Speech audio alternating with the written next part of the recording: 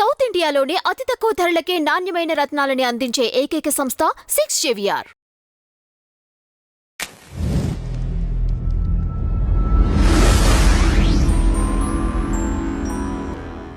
సరే ఈరోజు మజాకా movie release అయింది కదా, సో మూవీ ఎలా ఉంది అది? మజాకా మరో ఢమాకా లాగా హిట్ అవుతుందా లేదా అని డైరెక్టర్ గారికి చాలా అంటే చాలా ఆ గుబులు అనేది ఉంటుంది అనమాట.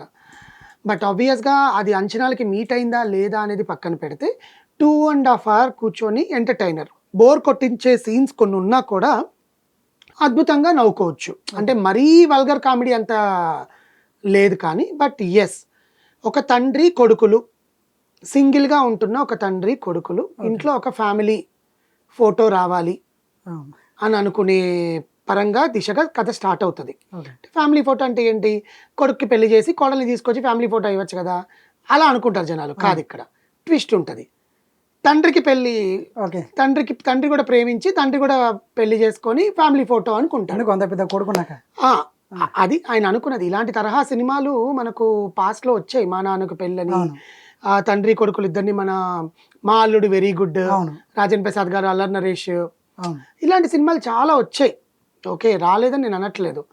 కానీ త్రినాథరావు నక్కీనగర్ రాసుకున్న కథ ఫుల్ అండ్ ఫుల్ ఎంటర్టైనర్గా, ఆ డైలాగులు మనం ట్రైలర్లో చూసిన విధంగానే థియేటర్లో పేలాయా లేదా అనుకుంటే 75% వరకు పేలాయనే అనాలి. మిగతా 25% ఏంటంటే కొన్నిసార్లు మనకి ఎబ్బెట్టుగా ఇబ్బందికరంగా ఉంటుంది అనమాట. కొన్ని ఇవన్నీ కూడా మన శ్రీను వైట్ల గారి కామెడీ సినిమాలో చూసేసాము.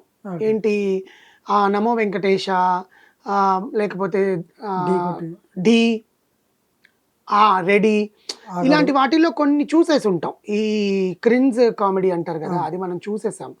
కానీ జనాలకి 2.5 గంటల సేపు ఇప్పుడు ఏవి సినిమాలు లేవు, పెద్దగా చూసే సినిమాలు లేవు, శివరాత్రి రోజు బ్లాక్ బస్టర్ కొట్టడానికి వచ్చారా అంటే హిట్ అని చెప్పచ్చు. బ్లాక్ బస్టర్ అని నేను చెప్పాను. కానీ దీంట్లో నటీనటుల విషయానికి వస్తే సందీప్ కిషన్ యాజ్ యూజువల్గా బాగానే పర్ఫామ్ చేశాడు. అంటే అతనికి పిఆర్ లేకపోతే నాకు ఎదగలేమా అన్నంత భావన అయితే ఏం లేదండి. He's a very good actor. కానీ తమిళ్లో తనకు మంచి పేరు ఉంది, తెలుగులో అతన్ని యూజ్ చేసుకోవట్లేదు. బికాజ్ కొంతమంది ఏంటంటే చేశాడు, కొంతమంది ఏంటంటే డైరెక్టర్లకు కానీ ఎవరికైనా డస్కీ స్కిన్ ఉంది, అతని కళ్ళల్లో పలుకుతాయా లేవా, ఎక్స్ప్రెషన్స్ పలుకుతాయా లేదా, మనకు 100 కోట్లు పెట్టచ్చు ఇతని మీద అని అనుమానాలు ఉంటాయి. ప్రతి ఒక్కరికి రామ్ చరణ్ ఎన్టీఆర్ఏ కావాలనుకుంటే మరి వీళ్ళంతా హీరోలు కాదా, వీళ్ళంతా సినిమాలు తీయట్లేదా? ఓపెన్గా మాట్లాడాలనుకుంటే రాజమౌళి గారికి కానీ లేకపోతే పెద్ద డైరెక్టర్లు కానీ వాళ్ళు రాసుకున్న కథకు అనుగుణంగా వాళ్ళు అది అనుకుంటారు. లేకపోతే మైండ్లో వాళ్ళు పెట్టుకుంటాడు, నెక్స్ట్ సినిమా నేను వీళ్ళతో చేయాలి, వీళ్ళ కోసం నేను కథ రాసుకోవాలని. అలా అని చెప్పి గుండెల్లో గోదావరిలో సందీప్ కిషన్ ఎంత బాగా చేశాడండి, చాలా అద్భుతంగా చేశాడు గుండెల్లో గోదావరి. దానికి ముందు సినిమాలు కూడా చాలా అద్భుతంగా చేశాడు. అండ్ బీరువా కానీ, అండ్ అంతకు ముందు మన రెజినా కెసాండ్రాతో ఒక సినిమా ఉంటుంది, అది కూడా బాగా చేశాడు. నేను చెప్పొచ్చేది ఏంటంటే సినిమాలో ఆ కథకి న్యాయం చేశాడా లేదా? ఎస్, సందీప్ కిషన్ చేశాడు. ఇంకా రావు రమేష్ గారి గురించి చెప్పాల్సిన పని లేదు. మన రాఘోపాల్ గారి అబ్బాయి అద్భుతమైన నటుడు, అద్భుతమైన ఆర్టిస్ట్. అసలు సింగిల్ టేక్ అంటే ఆయన ఎక్స్ప్రెషన్స్లో క్రూరత్వం కానీ, కామెడీ కానీ, అసలు పండగ చేసుకొని రామ్ మూవీ అది కాదండి, ప్రతిరోజు పండగే, మన సాయిధరం తేజ్ సినిమా దాంట్లో అసలు అద్భుతమైన కామెడీ. అసలు ఒక డైనింగ్ టేబుల్ సీక్వెన్స్ ఉంటుంది ఆ సాయిధరం తేజ్ మూవీ ప్రతిరోజు పండగే. అసలు ఇప్పటికీ ఎంతమందికి ఫేవరెట్ ఉంటుందో అలాంటివి అన్నీ కూడా ఆయనకి అసలు కేక్ వాక్ అనమాట. ఆయన సినిమాలో నిజంగానే బాగా చేశారు. కొన్ని ఎమోషన్ సీన్స్ ఉంటాయి, ఆ సీన్స్ తండ్రి కొడుకులకి చాలా బాగుంటుంది. అండ్ అన్షుని ఆఫ్టర్ 16-20 years తర్వాత అన్షుని తీసుకొచ్చి పెట్టడం, అన్షు అంబానీ, మన రాఘవేంద్ర మన్మధుడు హీరోయిన్ అన్షుని తీసుకొచ్చి సినిమాలో పెట్టడం నిజంగా అమ్మాయికి ఒక ప్లస్ పాయింట్. కంబ్యాక్ అంటే ఒక ప్లస్ పాయింట్, కామెడీ యాంగిల్ దాంట్లో చేయడము, ఆ అమ్మాయి నుంచి కూడా కామెడీ పండించడము. ఆ అమ్మాయి నిజంగానే చాలా గ్లామరస్గా ఉంది. She was very beautiful. అమ్మాయికి మంచి ఛాన్సెస్ వస్తాయి. యాక్చువల్గా she is a heroine material still, కానీ ఆమె ఏజ్కి తగ్గట్టు పాత్ర చేయించుకుంది. దానికి అమ్మాయి ఒప్పుకోవడం కూడా చాలా గ్రేట్ అండి. You know comeback in to the Telugu industry as a హీరోయిన్నే ఉండాలి కదా, ఉంటుంది కదా. సో ఆ అమ్మాయి ఆ పాత్ర వరకు కొంచెం ఎక్స్టెండ్ చేసి ఉంటే బాగుండేది అనిపించింది, కానీ కొంచెం లిమిటెడ్గానే ఉంది ఆమె పాత్ర. మీరా అనే క్యారెక్టర్లో చేసిన రీతు వర్మ, ఆ అమ్మాయి కూడా అద్భుతంగా చేసింది. ఆ అమ్మాయికి ఏంటంటే మన తెలుగు అమ్మాయి ఆ అమ్మాయికి పేరు రావట్లేదు ఏంటి, మేబీ ఇంకేమైనా కావాలనుకుంటే అమ్మాయి చాలా మంచి సినిమాలు చేసింది. పెళ్లి చూపులు కానీ, మొన్నటికి మొన్న విష్ణుతో జగదీష్ చేసిన సినిమా టక్ జగదీష్ కానీ టక్ జగదీష్ కానీ she has a very good screen presence. ఆ అమ్మాయి మంచిగా పలుకుతుంది. ఆ అమ్మాయి ఆ ఎక్స్ప్రెషన్స్ అన్నీ కూడా I don't know why people are not casting her in good movies, but she acted very good. Dance numbers కానీ, లియో జేమ్స్ ఇచ్చిన మ్యూజిక్ చాలా అద్భుతంగా ఉంది. And art director and editor Chota K Prasad గారు ప్రతి ఒక్కరు ఎంత అద్భుతంగా చేశారంటే, దీనికి కథను అందించింది ప్రసన్న కుమార్ బెజవాడ గారు, సాయి కృష్ణ గారు. ప్రసన్న కుమార్ బెజవాడ గారు మనకు చాలా మంచి కథలు ఇచ్చాడు. నేను లోకల్, హలో గురు ప్రేమ కోసమే, ధమాకా, ట్రావెల్ అవుతుంది రైటర్.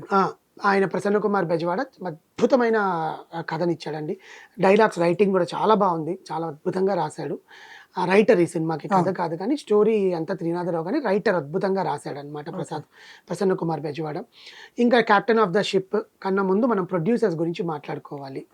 మంచిగా తీశారండి ప్రొడ్యూసర్స్, ఎందుకంటే ఆ సినిమాకి ఇంత బడ్జెట్ అవసరము, ఇంత పెట్టి తీయాలి, ఒక డైరెక్టర్ మీద నమ్మకంతో, ధమాకా తర్వాత హిట్ ఇచ్చిన డైరెక్టర్తో వాళ్ళకి మనకు వాల్యూస్ వస్తాయా రాదా అనేది అద్భుతంగా తీశారు. అండ్ ఎక్కడ మనకి ఖర్చు వేస్టే, ఇంత ఖర్చు పెట్టారు ఏంటబ్బా ఈ సీన్ పేలిపోయింది అని అనుకునేటట్టుగా కాకుండా సినిమాకి ఎంత కావాలో అంత ఖచ్చితంగా పెట్టారు. అంటే అందుకనే సినిమా అవుట్పుట్ అనేది మనకు కనిపిస్తుంది. ఎందుకంటే ప్రొడ్యూసర్కి ఆ మాత్రం నమ్మకం లేకపోతే ప్రొడ్యూసర్ వేస్ట్ కదండి, ఆయన పెట్టి కూడా వేస్ట్ కదా.